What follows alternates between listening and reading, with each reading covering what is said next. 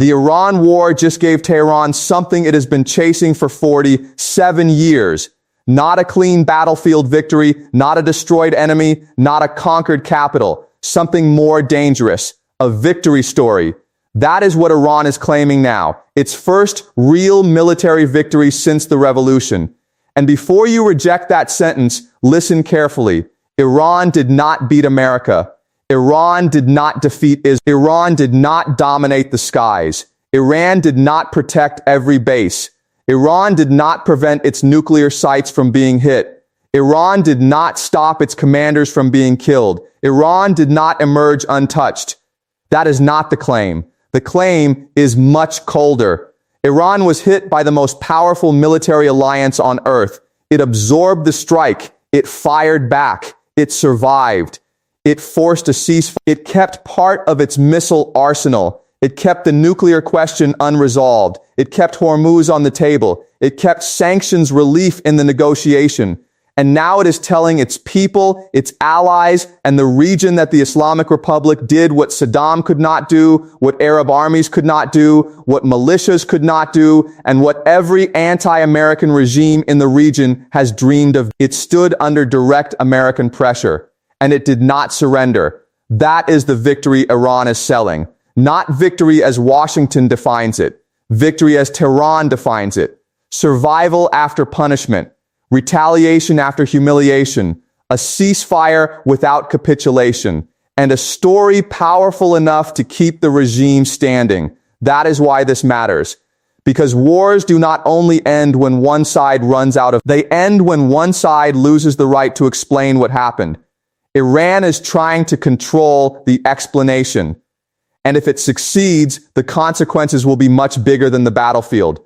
This is not just an Iran war update. This is a warning about narrative power, because the country that loses the military exchange can still win the political meaning. And political meaning is what recruits allies, stabilizes regimes, raises morale, justifies sacrifice, hardens negotiation positions, and prepares the next war. That is the part nobody is covering seriously enough. Most channels are asking, who won militarily? That is too narrow. The better question is this. Who gets to define what victory means? America says Iran was damaged. Israel says Iran was degraded. Iran says it survived and struck back. The Gulf says the region is still exposed. The market says the danger is not over. The IAEA says the nuclear file is still not cleanly closed. And the ceasefire says the war was not settled by force alone. That is why Iran's claim matters, not because it is fully true. Because it may be useful. And in politics, useful stories can become more powerful than accurate ones. I have been tracking this across Reuters, AP, ceasefire reporting, nuclear inspections, Gulf strike reports, and the longer history of Iran since 1979. What I found is simple. The military map looks like Iran lost badly. The propaganda map looks like Iran found its strongest story in decades. Those two things can both be true. Iran's military can be damaged, its air defenses can be exposed, its nuclear infrastructure can be hit, its commanders can be killed, its economy can be squeezed, its people can be exhausted, and still, the regime can claim victory if it can say one thing. They hit us, and we are still here. That is the sentence. They hit us, and we are still here. For a revolutionary state built on resistance, that sentence is not small. It is the whole identity. The Islamic Republic was born in 1979 by defining itself against the Shah, against American power, against Israeli power, against Western pressure, and against surrender. For 47 years, it has promised its people that resistance would protect dignity. Most of the time, that promise was rhetorical. A speech, a slogan, a poster, a chant, a parade. But direct war changes slow. Direct war tests them. And now Iran is saying the test has finally arrived. America struck. Israel struck. Iran survived. Therefore, the resistance line was real. That is the story Tehran wants to sell. And if that story takes hold, it becomes one of the most important outcomes of this conflict. Reuters reported that After the previous ceasefire, Iran's supreme leader claimed a symbolic victory and warned that Iran would strike American bases again if attacked. AP reported Khamenei described Iran's retaliatory strike as a slap to America's face. That language matters. A slap is not a strategic assessment.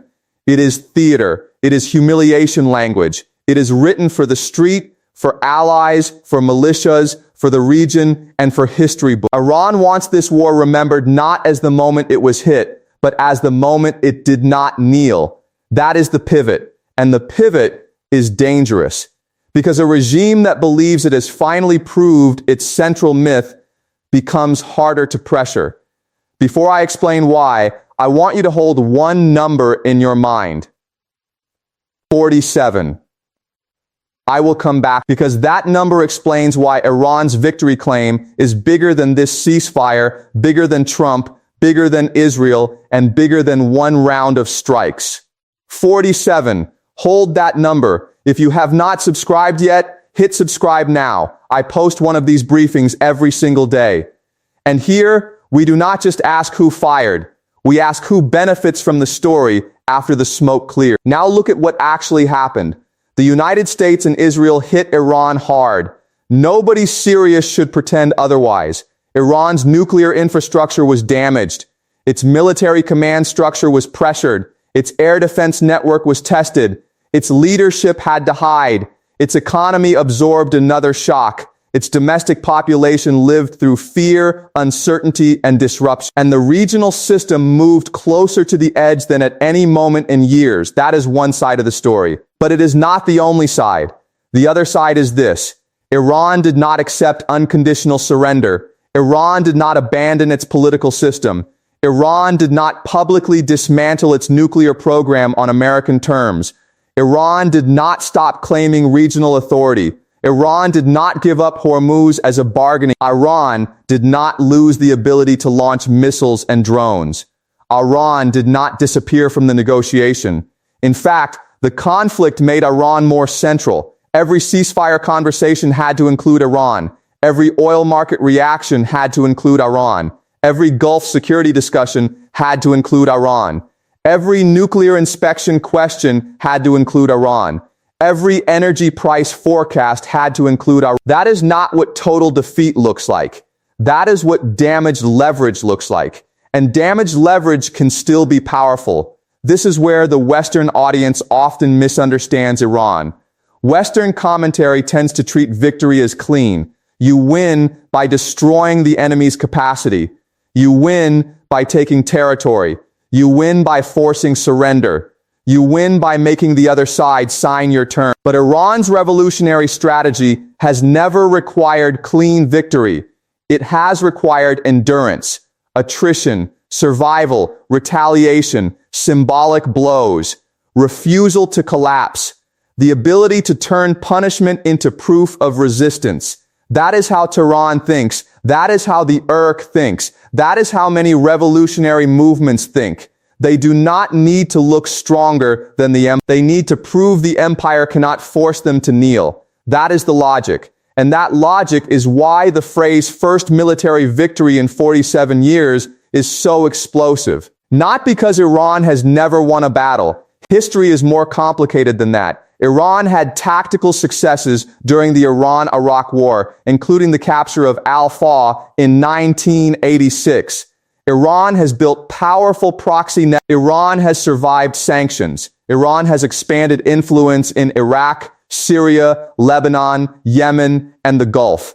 So the phrase must be understood carefully. This is not Iran's first military success in any literal sense. It is Iran's first claimed strategic military victory of the revolutionary era against the combined pressure of America and Israel. That is what Tehran wants people to believe. And that distinction matters, because propaganda does not need academic precision. It needs emotional precision. The emotional claim is this.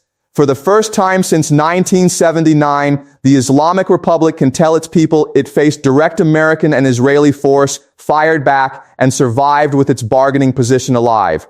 That is the victory narrative. And it may be enough. Here is the part every major outlet misses. Iran does not need the world to agree that it won. It only needs its own people, its allies, and its enemies to admit it did not collapse. That is the key. A resistant state does not always need universal recognition. It needs internal legitimacy and regional fear. It needs Hezbollah to believe the Axis still has meaning. It needs Iraqi militias to believe Tehran still stands. It needs the Houthis to believe pressure works. It needs Gulf states to believe Iran can still retaliate. It needs Washington to believe another strike has a price. It needs Israel to believe the next war will not be free. It needs its own public to believe sacrifice had meaning. That is enough. That is how a narrative victory becomes strategic. It does not require CNN to call Iran the winner. It does not require the Pentagon to concede defeat. It does not require Israel to admit failure. It only requires Iran's target audiences to absorb the message. We survived. We struck back. We forced the war into negotiation. That is the message. And that message has power. Reuters reported this week that U.S.-Iran talks are still struggling, with Iran demanding access to frozen assets, sanctions relief, and conditions that complicate the fragile ceasefire process. That means Iran is not negotiating like a destroyed power. It is negotiating like a damaged power with leverage. That is very different. A destroyed power accepts terms. A damaged power bargains. Iran is bargaining. That is the first sign that the victory story has functional value. It hardens Iran's position. It tells Tehran's negotiators they do not need to appear desperate. It tells domestic hardliners that resistance worked. It tells the region that Iran can absorb punishment and still demand payment. It tells Trump that military force did not remove the need for diplomacy. That is the trap. The stronger side can win the strike and still need the weaker side's signature. And the weaker side can lose the strike and still sell the signature as victory. Wait, stop. Before I go further, you need to understand the actual victory Iran is claiming. It is not victory over America's military. It is victory over America's objective. That is the difference. America's objective was not only to hit targets. Hitting targets is easy for a superpower. The objective was to force a political stop the nuclear threat, reopen the strait, stabilize the region, lower oil risk, reduce Iran's leverage, strengthen deterrence, show allies that American force still settles problems. That is the real test. And if those outcomes remain unresolved, Iran can say the strike failed to achieve its purpose, not because the bombs missed, because the political result did not arrive. That is exactly how weaker powers redefine victory. They do not ask, did we get hurt? They ask, did the enemy get what it wanted? If the answer is no, they claim victory. Vietnam understood this. Hezbollah understood this in 2006. The Taliban understood this. The Houthis understand this. Iran understands this. A weaker force survives the stronger force and then reframes survival as defeat for the stronger power. That does not mean the weaker side is morally right. It means the mechanism works. And Tehran is using that mechanism now. Its claim is simple. America demanded surrender. Iran did not surrender. America wanted Iran politically broken. Iran remains at the table. America wanted the nuclear file closed. The file remains open. America wanted regional deterrence restored. Iran is still striking and still threatening. America wanted energy calm. Hormuz is still central. Therefore, Iran says, we won. That is the logic. You may disagree with the conclusion, but the logic is coherent, and that is why it is dangerous.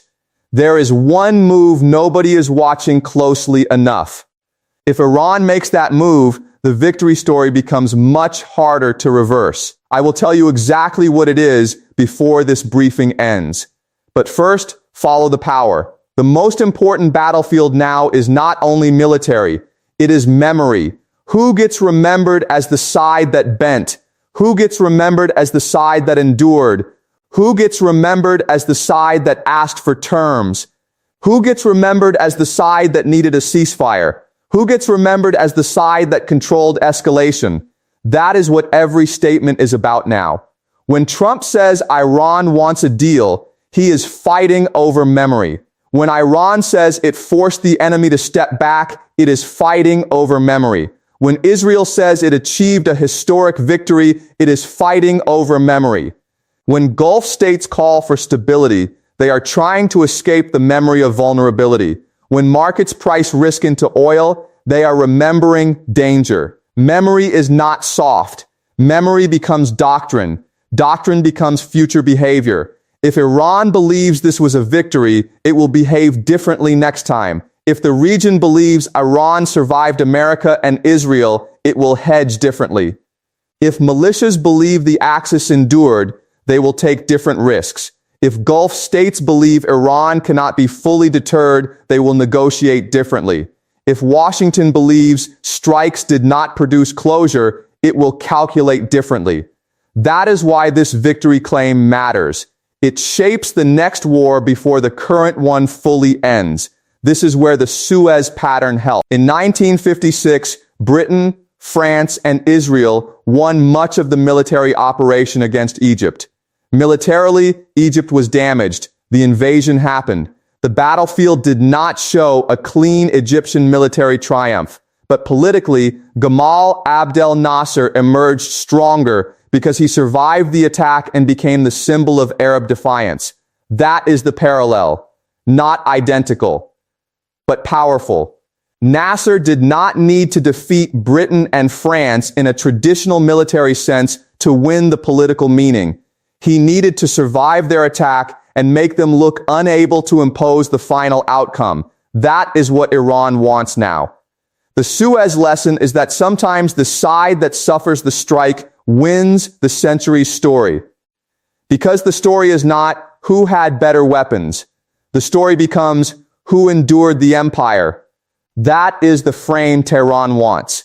Iran wants to be Nasser. It wants to be the state that was hit by superior firepower and still stood. It wants the region to see not damaged bases, but defiance.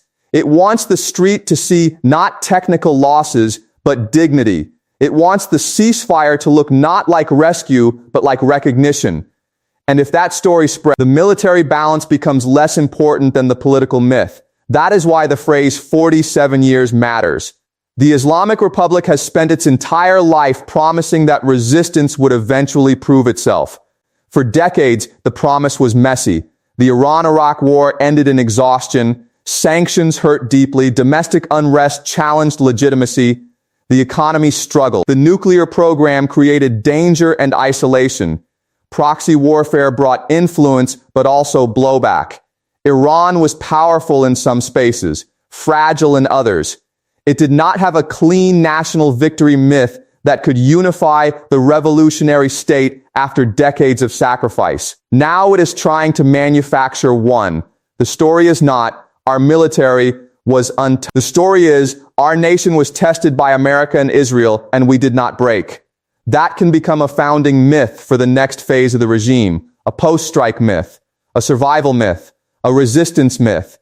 And regimes survive on myths as much as institutions. They need stories that explain pain. Why did people suffer? Why did the economy collapse? Why did sons die? Why did sanctions last? Why did fuel become expensive? Why did the state demand obedience?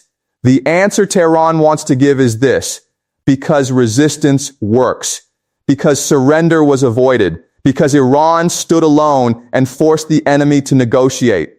That is the ideological payoff, and it is why the victory claim is so important. Not because every Iranian believes it, many may not. Not because every foreign observer accepts it, many will not. But because it gives the regime a story to organize around. And after a war, stories organize politics. This is why the ceasefire is not neutral. A ceasefire can look like relief to outsiders. Inside Iran's narrative machine, it can look like proof. Proof that the enemy could not finish the job. Proof that Iran's missiles still mattered. Proof that the nuclear file was not erased. Proof that America still needed a negotiation. Proof that the regime survived the worst moment. That is why Iran's officials will use every ceasefire line carefully. They will not say, "We were saved." They will say, "We forced restraint." They will not say, "We were damaged." They will say, "The enemy failed." They will not say, "We need sanctions relief." They will say, "Our rights must be recognized." They will not say, "We fear another strike." They will say, "Any future attack will be answered." That is how victory language works. It converts vulnerability into defiance and defiance into legitimacy. The danger for Washington is that if it overstates its own victory while the political file remains unresolved, it helps Iran. Because Iran can point to every unresolved issue and say, "Look, they claimed victory, but they still need talks. They claimed victory, but they still need inspectors. They claimed victory, but Hormuz is still not normal. They claimed victory, but oil still reacts. They claimed victory, but they still threaten new strikes. They claimed victory, but they still cannot make us surrender." That is a propaganda gift, and Iran will use it. This is why winning wars of perception requires discipline. If you say you destroyed everything, the enemy only needs one surviving asset to embarrass you. If you say the war is over, the enemy only needs one strike to contradict you. If you say the regime is broken, the enemy only needs one rally to contest you. If you say the nuclear file is closed, inspectors only need one missing stockpile question to reopen doubt. That is the problem. Overclaiming creates openings. Iran lives inside openings. It uses ambiguity. It uses denial. It uses symbolic retaliation. It uses patience. It uses geography. It uses martyrdom language. It uses memory. And now it is using the ceasefire. That is why this topic is bigger than one headline. It is about whether a battered regime can convert survival into victory. Let me stop the analysis for a moment and speak to you directly as someone watching this from outside the region, paying bills, following oil prices, or wondering why wars keep almost ending but never actually end. That number I told you to hold earlier, 47, here it is. For 47 years, the Islamic Republic has lacked one clean thing: a direct military confrontation with America and Israel that it could claim to have survived as a sovereign victory. That is what this moment gives it, not objectively, narratively, and narratives affect you because they shape future risk. If Tehran believes it has proved resistance works, it will be harder to intimidate in the next negotiation. If militias believe Iran survived the ultimate test, they may become bolder. If Gulf states believe Iran cannot be forced into surrender, they may hedge more carefully. If Israel believes Iran's victory story is gaining ground, it may strike harder to destroy that narrative. If Trump believes Iran is turning survival into triumph, he may escalate to reclaim the mean. That is how a narrative becomes a security problem, not abstractly. Directly, it changes behavior, and changed behavior becomes your world. Oil prices, gas prices, shipping risk, defense spending, interest rates, refugee pressure, humanitarian costs, military deployments, alliance commitments. Within the next 30 days, Iranian officials, military commanders, and state media will repeat a single unified line.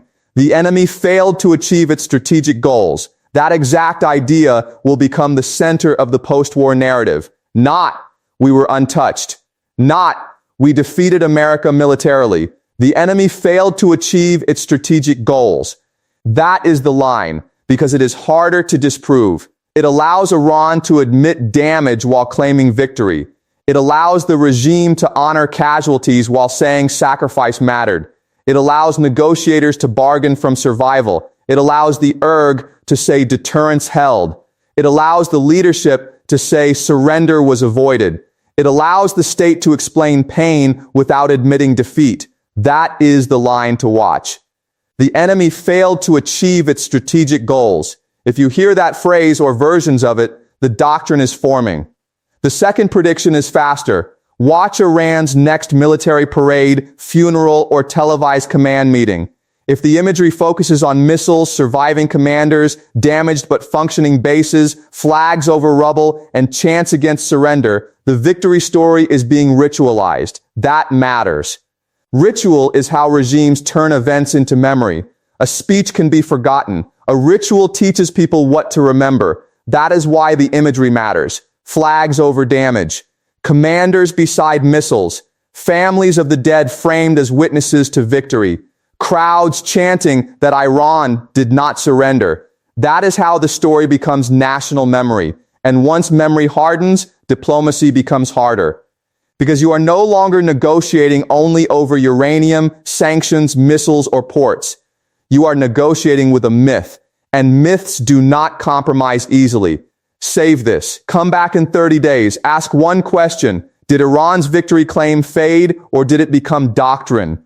That answer will tell you whether this war is moving towards settlement or toward the next phase.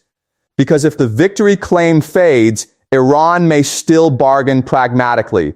But if the victory claim becomes doctrine, the regime will need future policy to prove the doctrine was real.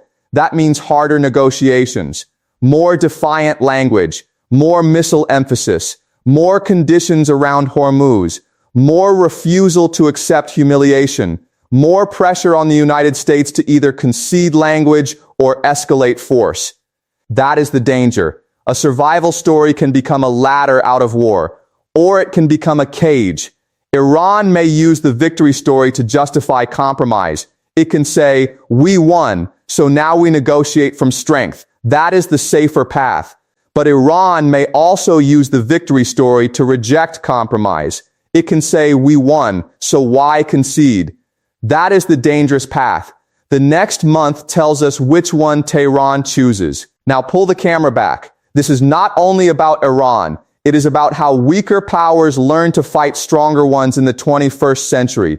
They rarely win by destroying the stronger military. They win by surviving the punishment, shaping the story, and making the stronger power look unable to impose the final political outcome. That is the new grammar of resistance warfare. Survive, retaliate, deny, surrender. Force negotiation. Claim victory. Repeat. The Taliban used a version of it. Hezbollah used a version of it. The Houthis use a version of it. Iran is now trying to use the state-level version. And because Iran is a state, the consequences are larger. It has territory, missiles, ports, energy leverage, diplomats, a seat in international institutions, a nuclear program, proxy networks, a national media machine, a revolutionary identity.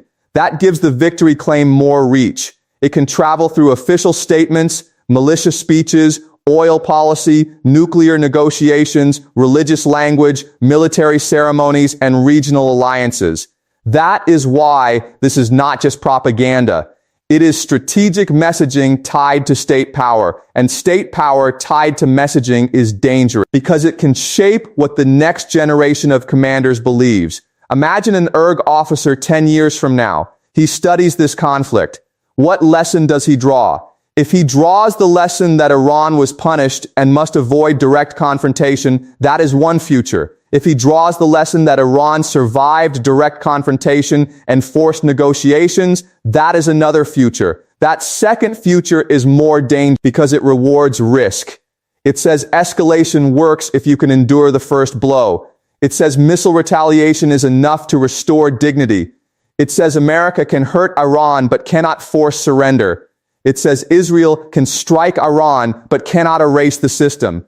It says the regime's central myth was tested and survived. That is how wars echo. Not through the damage alone, through the lessons people choose to remember. This is why the phrase victory in 47 years matters. It invites Iran to see the conflict as historic, not one episode, a turning point. The moment the revolution finally proved itself militarily against its central enemies. That is powerful language, and powerful language can be intoxicating. It can make leaders overconfident. It can make publics more tolerant of sacrifice.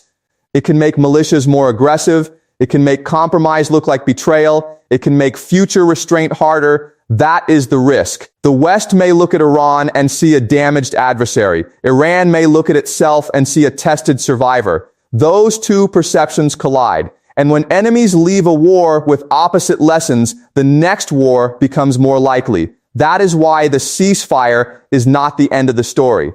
The ceasefire is the start of the argument over what the war meant. America wants it to mean deterrence restored.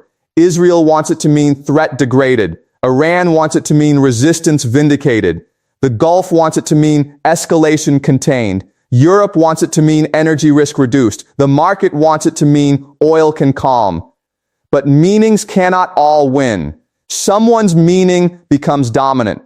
Someone's meaning becomes background noise. The next information battle is about that. And Iran has already started. It will use every survival fact, every unresolved negotiation, every missing inspection answer, every missile fired, every American hesitation, every Israeli warning, every Gulf request for calm, every oil price movement, every mention of sanctions relief. All of it will be folded into one message. They failed. We endured. That is the message.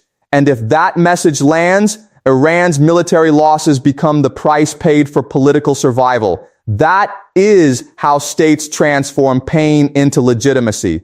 Drop your prediction in the comments. Is Iran's victory claim just propaganda that fades in a week? Or is this the beginning of a new Iranian doctrine? I read every single comment, and if you are right, I will say so in the next briefing. Because this is exactly where prediction matters. Not shouting, not slogans, a clear test. Watch the phrase, watch the rituals, watch the militias, watch the negotiation terms. If all four move together, the victory narrative is real. If they do not, it is only theater, and theater fades. If you want to understand why this conflict keeps almost ending but never actually settles, watch the next briefing after this. It connects directly to what I just showed you. Because the deepest lesson is not that Iran won in the normal military sense. It did not. The deepest lesson is that modern war allows wounded states to claim victory if they survive long enough to control the meaning. That is but it is true. The battlefield can say one thing, the narrative can say another, and sometimes the narrative outlives the battlefield. That is what happened at Suez. That is what happened in Vietnam. That is what happened in Lebanon. That is what happened in Afghanistan. And Iran is now trying to place itself inside that tradition, not as the strongest state, as the state that endured. That is why the final question is not, did Iran win? The better question is, who needs the answer to be yes? The regime needs it. The IRC needs it. The Axis needs it. The hardliners need it. The families of the dead may need it. The negotiators may use it. The next generation of commanders may inherit it. That is how a claim becomes real. Not because it was objectively pure. Because enough institutions depend. And when institutions depend on a story, they defend the story.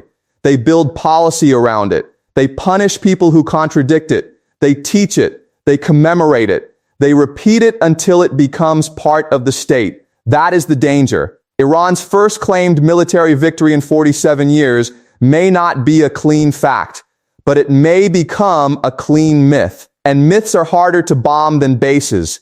Remember that. Myths are harder to bomb than bases. A base can be hit. A radar can be destroyed. A runway can be cratered. A command center can be moved. A nuclear site can be damaged.